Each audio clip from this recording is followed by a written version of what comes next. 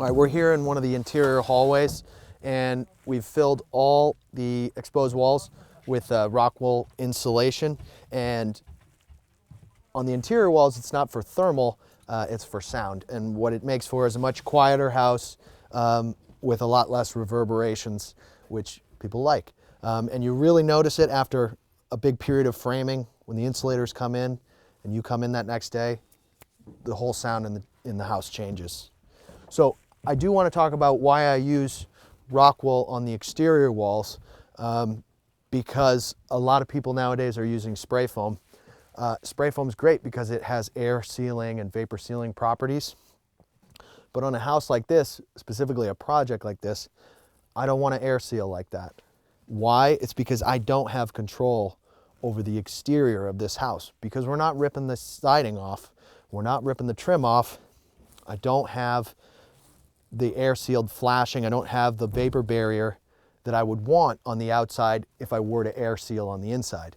Instead, what I want to maintain on this house is what this house has had for the last 95 years, which is the ability to dry and the ability to move air through the walls. So we're adding the thermal mass there to keep the house warm, but we're not really concerned with air sealing on these walls. We are going to be using spray foam insulation in other areas of the house where that air sealing is going to be a benefit to us. That would be the basement, that would be the roofs. But it is my opinion that on an old house like this, when you're not replacing the siding and you're not putting in a new airtight weather barrier, you don't want to mess with what has worked for many years. Right here, we are using closed cell insulation, closed cell spray foam, which has a very high R value. It's above 6, which is why you want to use it in an area like this. Here's why. We have very shallow rafters in this house compared to a newer house. These are 6 inches deep, 5 7/8 deep. So 6 times 6 plus a bit, you get above 36 R value, 38, something like that. So right here, that's all we can fit. We can't fit any more than that, and right here we can't fit any more than that, so that's what we're going to use. However, when we go up to the attic, we can fit more.